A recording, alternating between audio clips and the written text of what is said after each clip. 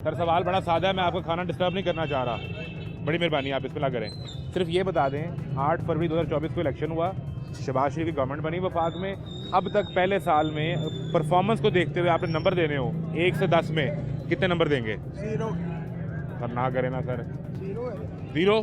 0। कोई ख़ास वजह? खास वजह जी, आम आदमी को कोई भी बेनिफिट नहीं है, कोई भी रिलीफ नहीं है।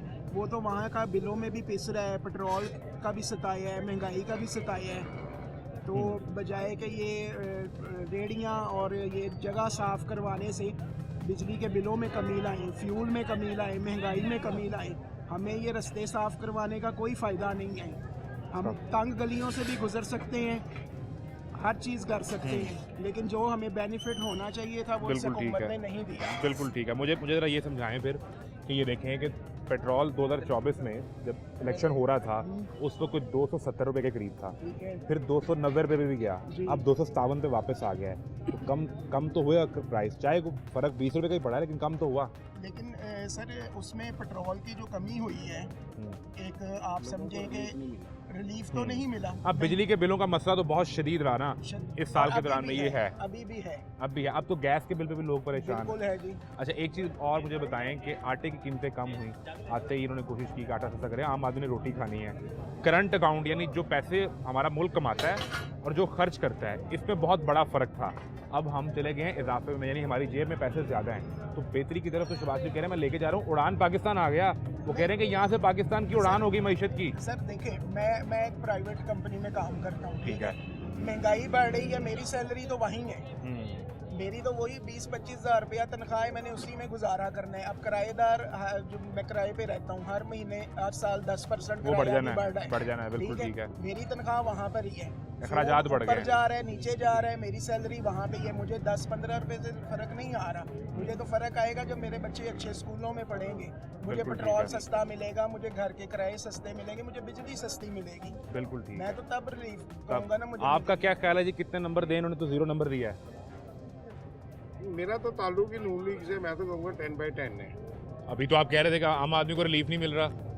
नहीं, वो तो दूसरे मामला में ना, आपने कहा कि पेट्रोल कम मैं परफॉर्मेंस की बुनियाद पे ओवरऑल पूछ रहा सर, हूँ। बाकी चीजों को कंट्रोल नहीं ना कर पा रहे ना, बाकी चीजों को तो कंट्रोल करें ना। आपने पेट्रोल कम कर दिया, आप समझ रहे हर चीज सस्ती हो गई है। नीचे चने की दाल 350-400 रुपए किलो है, इसकी क्या वजह है?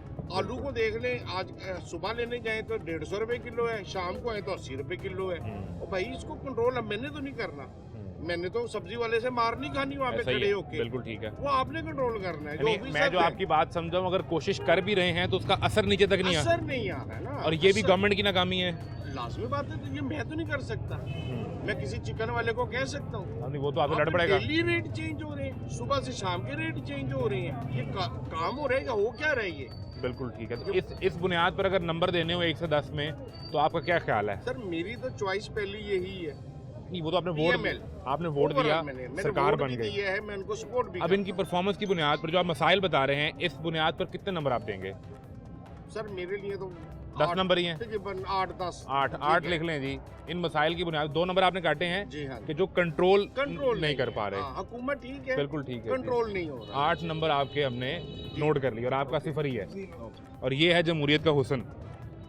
शहबाज शरीफ को पसंद करने वाले, नून लीग को वोट देने वाले, उनकी कैंपेन करने वाले और भाई जो उनसे सताए हुए हैं, इकट्ठे बैठ के खाना खा रहे हैं। असल जमहूरियत यही है।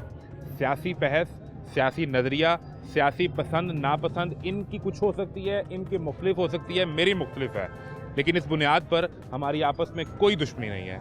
असल ये मैं यहाँ बैठा इसलिए था कि मैंने ये दिखाना था कि ये इकट्ठे बैठ के खाना भी खा सकते हैं, और मुझे ये भी यकीन है कि इस दौरान कोई सियासी बात भी नहीं हुई होगी।